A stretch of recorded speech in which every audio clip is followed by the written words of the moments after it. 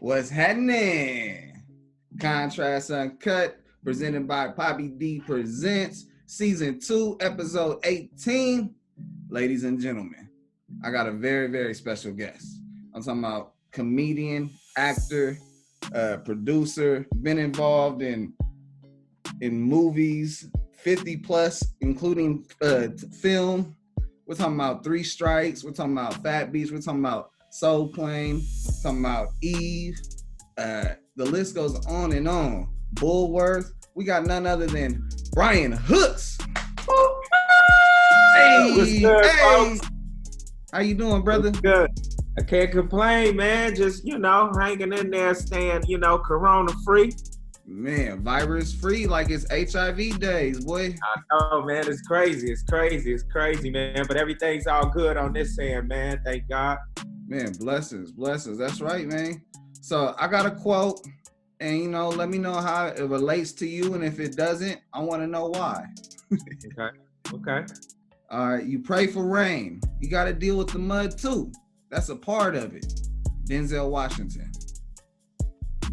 Yeah, see, well, it's just saying, man, with anything you do, there's going to come some sort of backlash.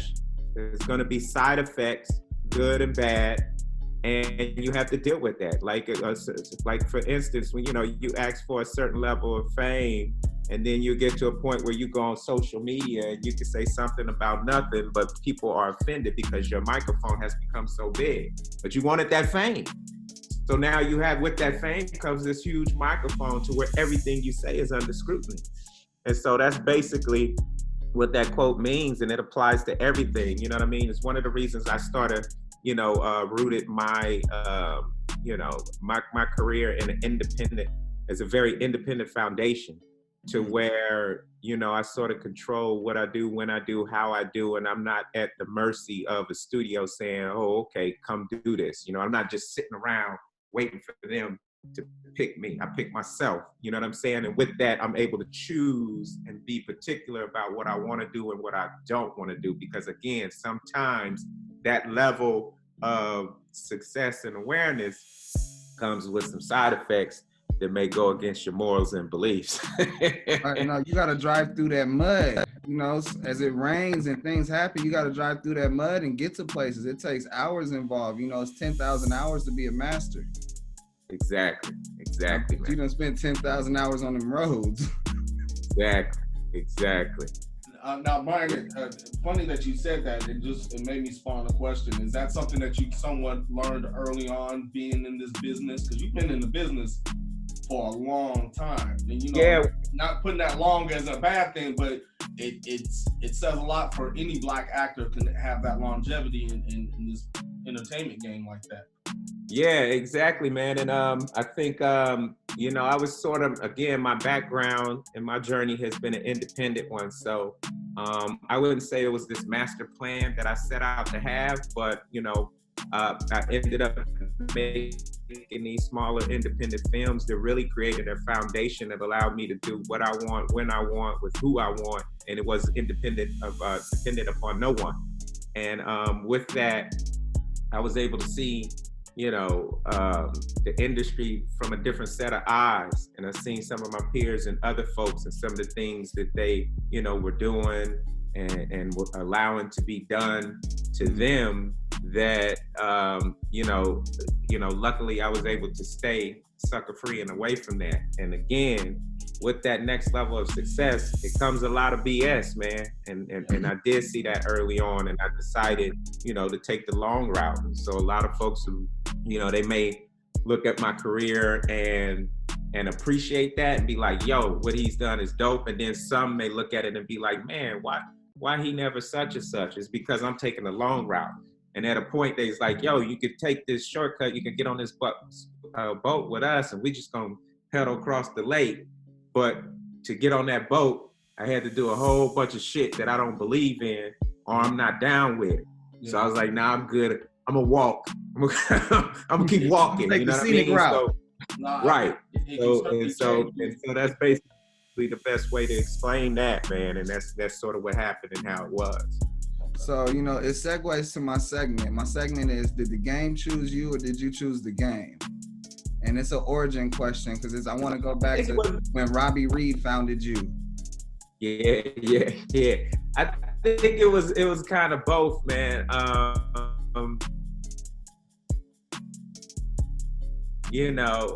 This in our industry, your success, your input doesn't determine your output necessarily. Or you have folks who hustle hard, hustle long, and hustle strong. And if you don't know the right people, you're not in the right place, and you could be too tall, or too dark, too much like the other guy. And so that particular situation won't work out for you. So it's a weird space to where your input doesn't necessarily determine your output. You could be working 10 times harder than anyone else, and you've seen it before, certain cat who's unknown at the right place at the right time, and they get put on to a certain degree. So I think it was a lot of me creating my opportunities, and also, certain points and things like the Eve show and some of these things to where, I was put on to a degree. So basically for me, it was, a lot of hard work and a little bit of luck. So I want to go ahead and say there was highs and lows. Where was it like where your confirmation was and you were like, this is what I'm destined to do. This is where I meet the road and the dirt and we all flow together. Right. I think for certain, when you first take off, man, you just working, you grinding, and you young, and you really, until you age and mature, you might feel like you have a plan, but you don't really, you just sort of ride. Even though you think you driving and you in control, you just sort of riding and enjoying the time. I think honestly, man, it wasn't until recently, after everything, to where I'm really settling in the point to, again, where I appreciate my independence, because at a point in my career, I was like, damn, man, how many times I'm gonna have to do these films, with one hand tied behind my back and do so much work and wear so many hats, and and have to put in my own funds and and raise other funds. But then in hindsight, right now, the industry is in such an independent time to where all that stuff that I thought was cumbersome, and now I can go and I can make a movie with two hands tied behind my back. I have the funds to do it myself. I have access to a pool of, investors that I could pull from, and that was all just a blessing. So it was bigger than me. You know what I mean? When I thought it was like, grunt work, I was learning so much shit that the average person doesn't know. So now I can go out and make a film whenever I want. But most artists and actors, they can't say that. You know what I mean? A lot of them have to call me, or, they have to call such and such, or have to call this guy to figure out a film. So all that work was a blessing. And I think in the last, couple to few years, I'm really figuring that out. Like, wow, man, all that stuff that I was doing and, was laying the foundation and the groundwork for me to be here where I am today, to where, I'm about to do my own sitcom, for the most part independently. We're shooting it and then we're taking it and selling it. You know what I mean? I'm about to do another independent film called Adam and Eve. Nobody has the green light anything for me. And then I have the romantic comedy I'm doing called Relationship Goals, which is a studio film that I took to them and said, yo, I'm gonna do this like this with these people. And they were like, yo, that's dope. What you need for us? Nothing. You know what I mean? Like, I can fund it myself, or we could go half, or you guys love it, and you know what I mean, and y'all want to put up. And so that's a position where I wasn't going in there to ask you for anything. I was going to make you aware of what I'm doing, because I think this might be a great outlet for you guys to supplement. So it's a different position that you put yourself in. And that was a result of, my independence and my getting out there and making it happen. See, and I noticed that you keep on using the reference to the drive and taking, the journey. And what I like to take notice is that, it's a car, it's some type of vehicle that gets you there. And you're the mechanic. You're controlling this. You're like, you know what, this didn't work. Let me go ahead. Let me slash these tires out. Oh, these brakes didn't brake right. I didn't slow it down at the right time. Let me go switch that out. And then you know what? The people in the back seat ain't the people supposed to be in the back seat for me. Let me go and switch them out. Right. And then I see that, you know, at some point you were riding by yourself. At other times you had a car full of people. You may have got a Sprinter sometimes, you know? Right. And that's how the journey is, man. And a lot of times we get caught up with trying to compare our journey to other people's journey. And that's a huge mistake, because that's their thing. That's not your thing. You know what I mean? And as long as you're doing that, your life will never make sense, because you're trying to make your life someone else's life. And your life is never gonna be someone else's. You are you. You're not two people. You know what I mean? So you just focus on your journey, be appreciative, keep towards your goals, and then enjoy people. Like, I can't wait till I get there. And a lot of people don't realize it's the journey and those ups and downs and those celebrations and those milestones and those people who you meet that make you arriving to your goal fulfilling. Because if you don't have that, if you skip, if you cheat, if you get on that boat and you go across the lake, you wind up in a place to where you're like, oh, why is this celebrity, you know, an alcoholic and in and out of, you know, AA? Why is this celebrity? Why didn't he hang himself? Why did he kill himself? It's like, why is this dude suppressed? Why is he doing depressed? Why is he doing drugs? It's because they cheated the journey. And so now they at the top and they sitting there and they wondering why they don't feel good, why I feel like shit, why I don't trust none of these people around me, and they don't help, because you cheated all the relationships on the journey because you was focusing the wrong way and you took a shortcut and maybe compromised yourself in taking that shortcut. So now you're on top and you feel like shit, and it don't feel like what you think it does. But when you stay the course to your journey, you attain and learn so much that when you get there, you appreciate it so much. And there's so much happiness. And a lot of people, you know, as simple as that is, they don't get that. They don't understand that. Yeah, I mean, a lot of people could read a book, but not understand the whole purpose of a book. A lot of people could look at a blueprint, but can't build a building. And so you got to take your own experience and you got to grow with it. You got to become that flower in the concrete and be okay with the surroundings.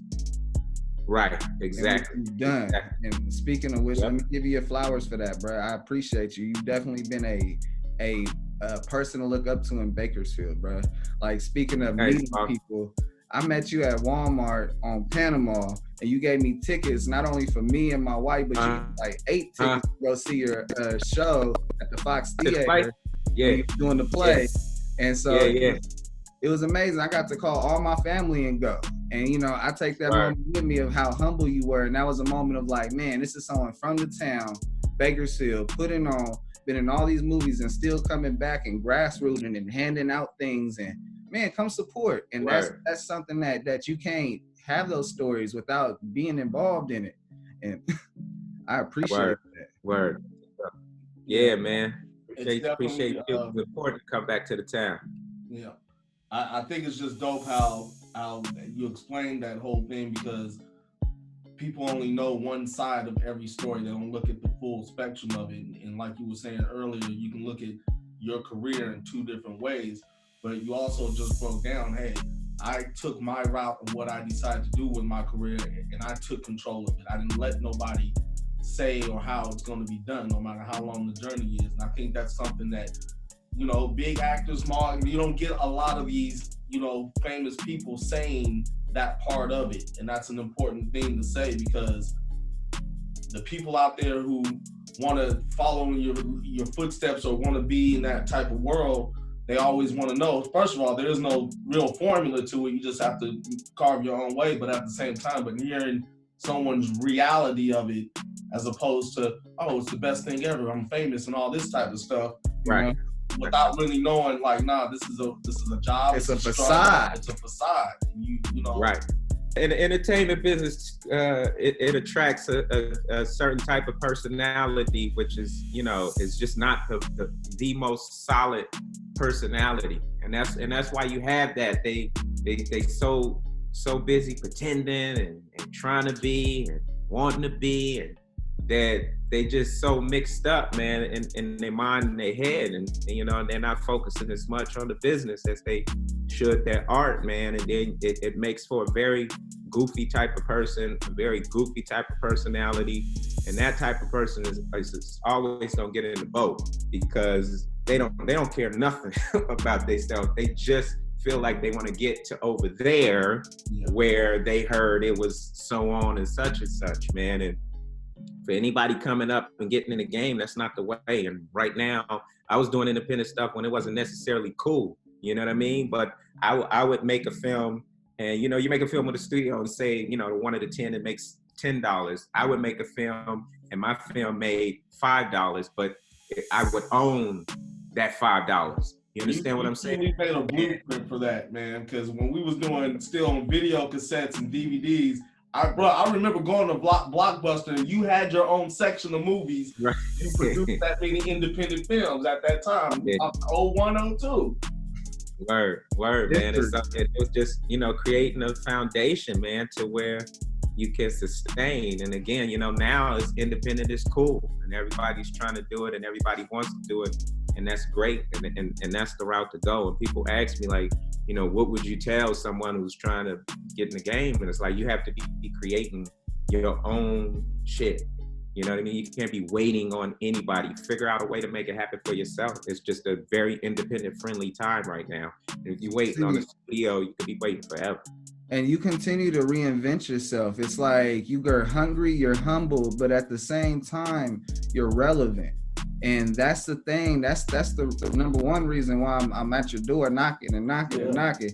Because you definitely, it's in you. It's not on you. It's not, I'm grabbing it from this person. Like I said earlier, you the mechanic.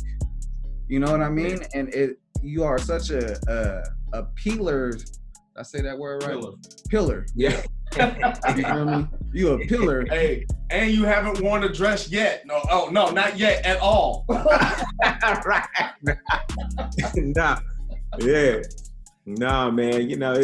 It's a crazy industry, man, and I've managed to, stay focused and stay settled in my foundation, man, and sort of do things my way. And to most folks that might not be flashy and that might not be cool, and they need to be on the biggest billboard in the biggest city, and that's great. But when you see me up there on that biggest billboard in the biggest city, you'll know that I compromise nothing to get there. You know what I mean? And so that's a whole different type of celebration. You know what I mean? Oh yeah. It's nothing like true values that mean core to you.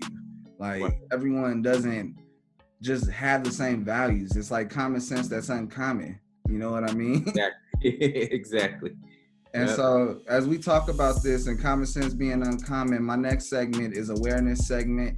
And I got a lot of youngsters that listen and watch the show. And the whole thing is that they get in situations that they don't know what to do when them red and blue lights come on, the blurt sound comes on. They don't know what to do when they get pulled over. And, we got this mass society of what the hoopla is versus we need to zone in on what people should do in the situation. So I asked my guests, when was the last time they were pulled over, or a moment that stood out to you the last time? Last time I was pulled over was probably, I was picking my kids up from school, and this cop pretty much pulled us over for no reason. I think I had got my tags, but I didn't have them on yet. I actually have them in the glove. And he started asking me a series of questions that had nothing to do with anything other than me being black with my kids in the car. So the way I am, you can spit in my face and, I'll wipe it off and keep pushing. But if you spit in my kid's face, I'm beating your ass on the spot, wherever we at. And there's nothing to talk about. You feel me? So it's two different dynamics. And so the idea that he was doing that, with them in the car, asking me silly questions like, why are you on this side of town? You know what I mean? Like, when is it appropriate for you to ask someone, why are you on this side of town? So I already knew what it was. So with that stop, I was just so enraged and so upset, even though I still conceded because I know where that can go. And so the idea is for me to get home safe and for me to get my kids home safe. But as a human, for you to have to swallow your ego, swallow your pride, and answer this goofball's questions, you know what I mean? And just play the part, even though that's a bogus situation and that particular officer was on some bullshit is a hard thing to do. You know what I mean? Right. I'm a humble dude. I'm not prideful, but I do have pride. So for you to be sitting there and doing this at this point in my life when I'm a grown man, when I'm picking my kids up from school and you asking me a series of questions that have everything to do with me being black and nothing else, that's an issue. And so, but even in that instance, you just have to stand down. You know what I mean? You just have to stand down, because at the end of the day, if that escalates and they take me in for slapping him, where the kids going? You know what I mean? What's the process of what they have to do until this gets cleared up? You know what I mean? If we get into something to where I don't know him, to where he's trigger happy and he shoots me because he's feared for his life or whatever, what does that leave my family? What does that, leave my kids and so on? So you have to think about that, So in that moment, you're gonna be extremely upset. You are right, they are wrong, but sometimes we just have to concede. And then once you concede, you could go back and you could try to right that wrong in different circumstances with different eyes and different ears. But when they have you right there, isolated, you know what I mean? They're in the position to say anything and make up anything, and they're going to be given the benefit of doubt, because we live in a time to where, sometimes, if you black, you wrong right out the gate, depending on where you're at and who you're dealing with, man. So you just have to, you just have to swallow your pride. You just have to keep it together and don't give them a reason to escalate anything, Now, during these times where it's going that fast and your mind's escalating, are you thinking like, do I need to get his information? Or are you just like, let me get this ticket and get out of my way so I can go through the next step? I think you definitely need to do that. You need to judge on, who you're dealing with and where you at. If you're in a city with a lot of cars passing, you can ask for his information. You know what I mean? If you're somewhere isolated, you want to try to remember that, that badge number as best you can, because there's a lot of great cops, but there's a few very bad cops, and you don't know who you're dealing with at that time. You know what I mean? It could be a 9-to-1 ratio, 9 good cops, 1 bad cop. You might draw that one, and you don't know that, man. So you know what I'm saying? It's a really sensitive situation. That, luckily with social media and cameras, folks are more aware now. But before there was cameras, this shit was happening all the time. You know what I mean? And when we would cry out to, people and say this, it was just, those black folks complaining again because they didn't get it and they didn't deal with it and they didn't have to go through it. You know what I'm saying? But now they're seeing it and it's like, whoa. So it's one of the upsides of this is a lot lighter than having a camcorder on my shoulder trying to feel Rodney King across the way. You know what I'm saying? Yep, exactly. And it's made them accountable to a degree, man, because they have to look over their shoulders and think twice when they're on some bullshit. Right. And you brought up a lot of key points in there for a lot of different people, not just youngsters, just everybody, because you're an outstanding citizen. You do a lot of things for the community, and here you are, you're being persecuted underneath the red and blue lights. Right, for no reason at all. You know what I mean? No reason at all. But you brought up another thing in there that I got to give you your flowers for, bro. I didn't know that you're a father. I should have done more research. You're a dedicated dad. Yeah. I got to take my hat off to you. I appreciate all the dedicated fathers that, especially in this industry, and be able to tell the story and have them aware. Yeah, and I'm a dad first, brother. I'm a dad first, and then I go through all this work stuff. Amen. And I got 2 kids myself, so trust me. And the hardest thing it's work. Figure out how to balance, and a wife. So it's just like yeah, exactly. Me too. It's work, man. See, he got adult kids. That's a different problem. I don't get phone calls where I gotta just get up and go. Right. Exactly. So I have this next segment. It's called Trading Places. It's like, Dan Aykroyd, Eddie Murphy back in the day in the movie. Freaky Friday for, the relevant people. And we take 2 iconic people's lives and we switch places, trading places. For you, I have 2 people, but question number 1, you got to know, will it work? That's what we all want to know. From your perspective, will it work? And number 2, what would life be like with them trading places? Okay. I got Michael Blackson trading places with Jerry Springer. Yo, that would be the best trade ever. I think with Michael as crazy as he is, and Jerry Springer as wild as that was, but switching those two would be both of them on steroids. So I think it would be Jerry Springer times 1,000, and it would be Michael Blackson times 1,000. That would be hilarious. That would be a hilarious mix. So name one thing that'd be different about the Michael Blackson show. The Michael Blackson show. One thing it's no longer Jerry Springer. They're gonna be yelling out, Mike. Shut up. I think one thing would be different. With Blackson would definitely be sleeping with all the guests, all the single mamas and all that. Blackson, like, they would, like, sometimes, you'd be finding out he's the father. He be making guest appearances on Maury. Right. They're gonna put the studios next to each other. Right, and I think Jerry Springer doing Titty Tuesdays would probably be doing it butt naked as this pervert. So he could probably be arrested. Like, 1 month in, they would raid his house and arrest him for IG pornography. So yeah, that would be crazy. All right, now the flip side. You think Jerry Springer could really hold his weight as Michael Blackson? Now he'd be like a white African. Yeah, I think it could, but it would be weird. I think Jerry Springer is a closet pervert, man. Everything about him says he has he has this creepy white van in the back of his garage. So like I say, him doing Titty Tuesdays and all that, I just see the house being raided because he's sitting over there butt naked, whacking off. Like, yo, bro, you took Titty Tuesdays over the top, man. We raiding this place. Come with me. He said, I put the mansion and turned it into a strip club on Sunset. Yeah, exactly. They did give him he's got a judge show. He's a judge now too, though. Jerry Springer a judge? Judges do dumb shit too. It don't matter. They closet too, yeah. Right. He be up there. I see him up there and the judge, he butt naked under his robe. You know what I mean? Doing Titty Tuesdays during the recess.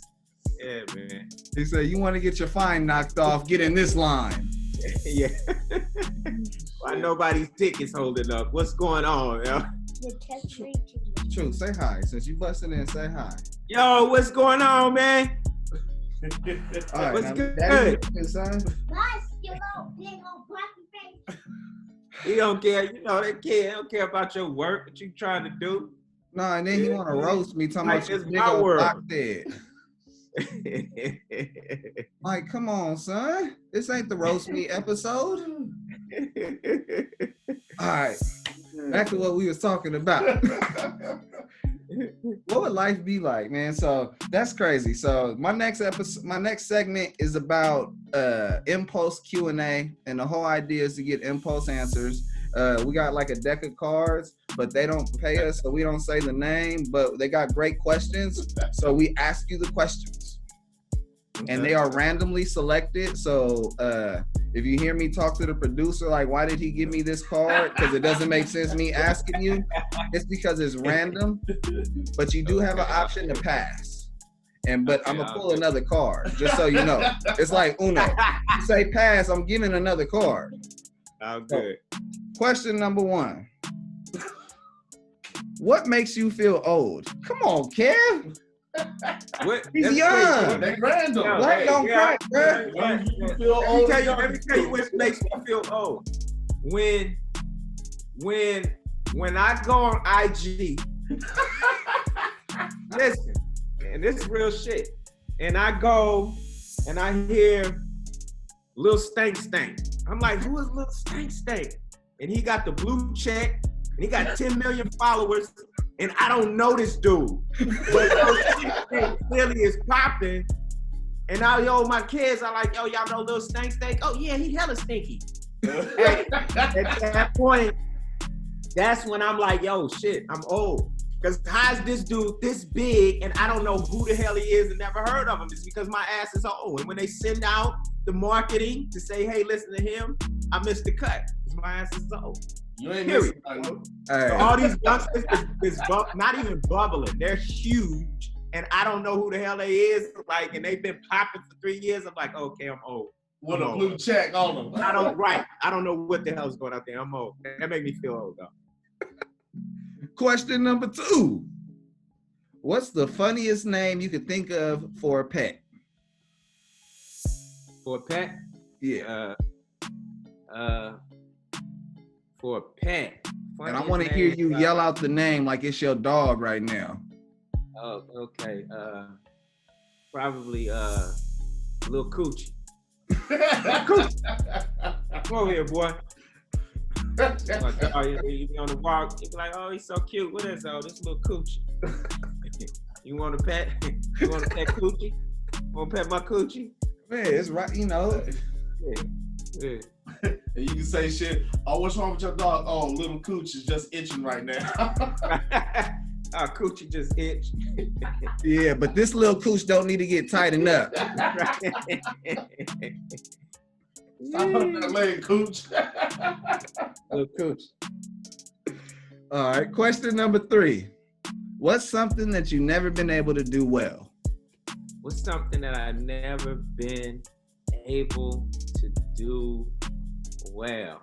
Man, shit, that sound funny, man, but I'm one of those cats that when I set my mind to something, I knock it out.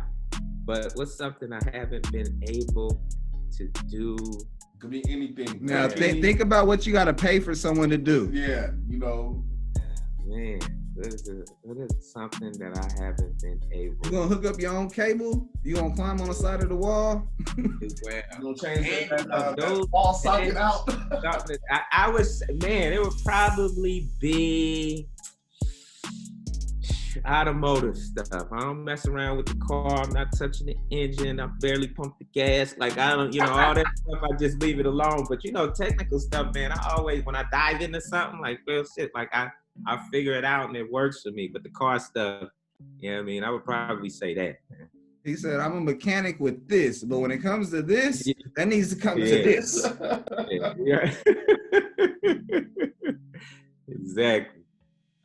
So you talked about it briefly earlier, and I just, I want to elaborate on, like, what are you most excited for coming up? Because during this quarantine time, a lot of people have been down. A lot of people have been in a box and misery and sorrow. And it's like, the reality is you got to get out that shit, get out and get it, even from your own box. Like, they got this internet thing that puts you in situations where you're talking to Brian Hooks right now. You know what I mean? Word. I got a lot of cool stuff coming up. The past couple of years, I've been helping a lot of other artists with their stuff. So I now got back to my independence and going out there and making films. So I'm excited about that. I'm about to do this drama called Adam and Eve. It's sort of like a Jason's Lyrics tone type film. I have the sitcom I'm about to do that I'm putting together with Bentley Kyle Evans, who was a showrunner for Martin. He created the Jamie Foxx show, and he and I are collabing to do my own sitcom. So that's gonna be dope.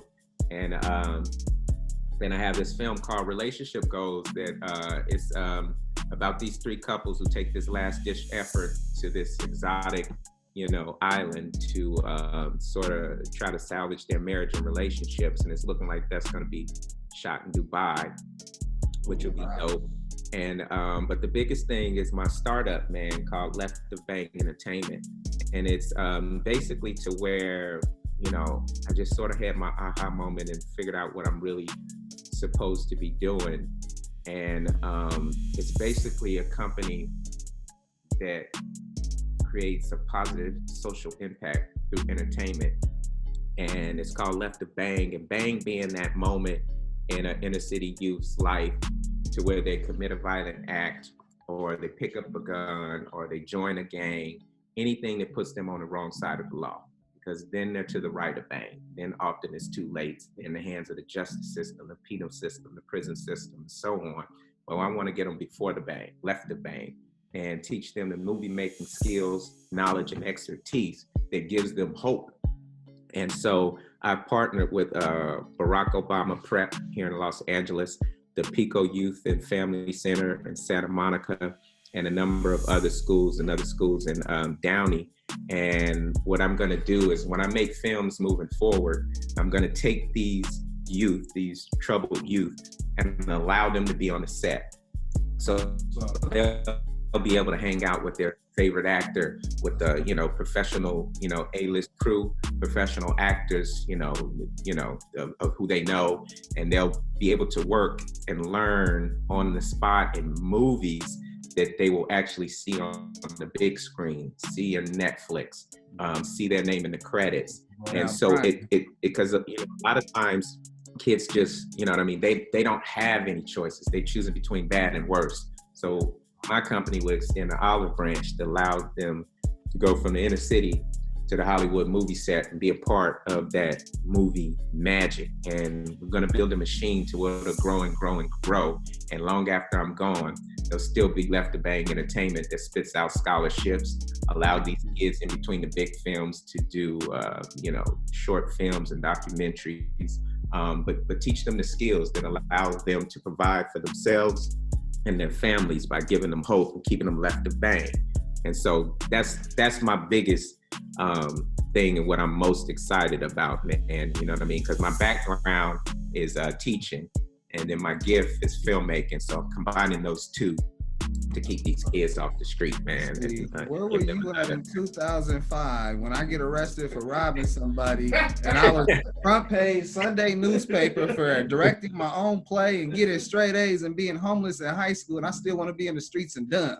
Word. See, you know what I mean? I was literally I was in a bed of a truck with a pistol jumping out of it. Like, you know what I'm saying? Real life, being dumb just because I wanted to get something extra. And where were you at? Telling me you come with me to Hollywood. Like, I was supposed to play Spanky in Little Rascals when I was 5 years old. This is a true story, by the way.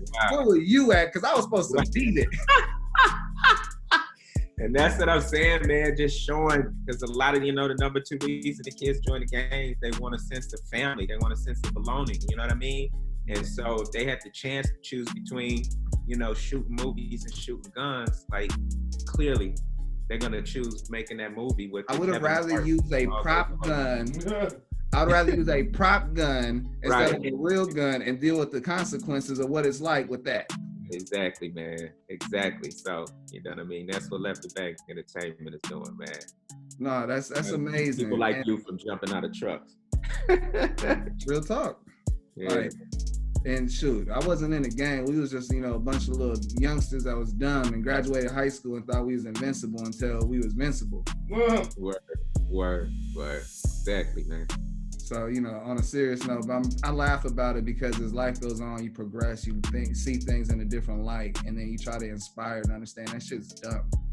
Mm-hmm. Yeah, word, man. So, you got to show them something else, because a lot of times, you know what I mean, they don't even see that. They don't see the graduate. They see none of that. You know what I mean? They got to walk through, 2-3 hoods to get to school. You know what I mean? No father, mother, you know what I mean, in and out of jail. So, you know what I mean? Who gonna raise them? Who gonna take them in? See, my father passed away in 91. And I used to, my mom raised me with a stepdad that wasn't there. And then they got arrested and my sister had to raise me. And so I was taking the bus on the east side, bus 7, KMC, all the way to South High every morning. Word. Wow. See, that's a lot. That's a lot that you asking for you to do. You know what I mean? That's a whole lot of responsibility. And you clearly, if you graduated and all that, that's big kudos, because how many kids gonna be able to do that? You know what I mean? Not many. I'm gonna be honest, I went to UC Santa Barbara and then I started partying and working too much, and then I learned about selling drugs and money and I fucked off college.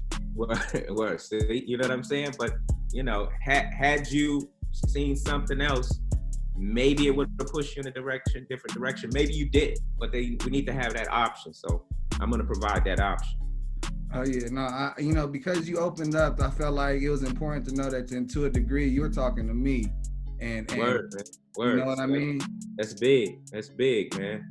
Definitely, man. Definitely, man. We got to, you know, if I can make these films and they be great and they entertain, that's great. But if I can reach out and if I only say 1, 2, 10, 100, 1,000 or more, then I would have changed the world because I would have prevented them from ruining their life and possibly ruining the lives, your life or someone you love. You know what I'm saying? So if I'm making this film and I can bring them and let them be a part of that, why wouldn't I do that? You know what I mean? Why would I make this film without doing that, you know? Like it's almost to the degree of when you actually each one teach one, it's like this damn coronavirus where it's everywhere. And I wish this each one teach one last 7 days on plastic. Like, you know, last with you. Let this stuff we're telling you last with you. Let it sit in there and marinate and become something. You know, put some chicken and oil overnight in the fridge and then bake it. It'll be juicy, I promise. Exactly. Okay. Exactly. I got a question because I followed your career for a minute, bro. And who hasn't? I want you to put it out there because you have one of the top 5 hood classic movies of all time. When is Rob coming back? Rob staying out of the way of coronavirus right now, but we're putting it together. We're putting it together. You know, DJ Pooh, who wrote and directed 3 Strikes, has been busy. I think him and Q was in the lab doing something else, but that's next on deck, man. So we should see that no later than, you know, next year. That movie will be shot and in the can, man. So it's in the works. It's gonna be dope. It's not gonna be no bullshit sequel to where, you know, it's slopped together. It's not whack. We're gonna exceed the first one, man. So you love the first one, you're gonna love the second one. And it's, you know, and it's my duty to not ruin that 3 Strikes legacy. Definitely. So we're gonna make it happen. Because it is one of the top like hood classics up there with the Fridays, the How High. That's to me, 3 Strikes is like top 3 hood comedy movies. Word, that's what's up, man. That's what's up. I'm sorry, I gotta tell another story. Yeah. So make a long story short, I was with my sister and she was trying to divorce her husband, right? And he was at the Twin Towers. And so we were able to catch him like the attorneys do and get him to sign the paperwork to be divorced. But as we were leaving, I was on such a high that we got the divorce papers signed that we started filming where, you know, the on the street with the Los Angeles Sheriff's Department in the background. And they ain't got the payphones no more. But I was like, man, it's feel like 3 Strikes because we done got out this whole life situation. Yeah, man. Yeah. True story. You inspired that moment, like where I felt like, hell yeah. That's what's up, man. We had a ball on 3 Strikes, man, and I'm excited about, you know, the sequel and taking it to the next level. Yeah. Favorite line in that movie? I'm tired of this shit, nigga. Yeah. Big Faison coming back. He'll be in it. Yeah, real talk. Faison's dope. The realest one to turn himself in. Word. Oh shit. All right, back on track. You got any other questions? Because I'm about to flip it on him. He don't know this is gonna happen. No, we good. So I just know when Rob coming back. That's important. Rob is important to a lot of people. I bet people that's getting ready to get out on their release date and it's their day to watch the TV, they're requesting to watch 3 Strikes. I'm just saying. What's up, man? Man, so normally what I do at the end, if you notice, this whole show is unique. I'm trying to be different, but I also want to touch to certain things because I'm big on the success story. I'm big on using people's platforms for awareness, and then I like to have fun. And so the last part of my show is I say, you got any questions for me? Word. So when did you guys start doing this? When did you guys start doing your show? To be very honest with you, December. Oh, you just started. And how many I was able to get an interview with Bobby D. He presents my show. I appreciate you, brother. He's also the agent of Snoop Dogg and a whole bunch of other people. I be getting tired because it'd be like a run-on sentence saying all the people he's involved with. But he bought into the show and started presenting it, got involved. And I just, I have a hustle to succeed, and I have all these relationships, so it's just more making a bridge across and having conversations and making sure to get this stuff out there. What do you got? Where you trying to go with it? Is it a podcast, a video podcast? What is the show, and what's the long-term goal? So it started off as a podcast, and then the demand went to video, and the goal is to put it on a network and try to get more ears and eyes to see what we have going on. That's the goal. It's wherever we land. We're blessed to breathe, and we can't complain as we go on the road, but we ain't jumping on no boats to get on the other side like that. That's a big commitment, man, because like I said, man, that's a big deal. A lot of us have, great foundation, so it's easy to thrive on that, man. So for you to go through the obstacles you went through and be here right now doing what you're doing, like I said, plans to what you're doing, man. Big kudos to you. Big kudos to the both of y'all, man. I appreciate y'all having me on, man. Bakersfield, man, you know how we do. Yes, sir. Hey, it's Bobby D presents Contrast Uncut Season 2, Episode 18. I've had the honor and the pleasure of rocking with, Brian Hooks. I almost went into a whole introduction again because I'm so juiced to talking to you. That's what's up, man. Y'all stay up and keep getting it, man. Yo, what's good? It's your boy Brian Hooks from 3 Strikes, So Plain, all that good stuff. And you watching and listening to Contrast Uncut. Yeah. That part. Thank you, brother. All right, my man. Hey, blessings. Y'all stay good, man. virus free. I'll talk to y'all soon. For sure. All right.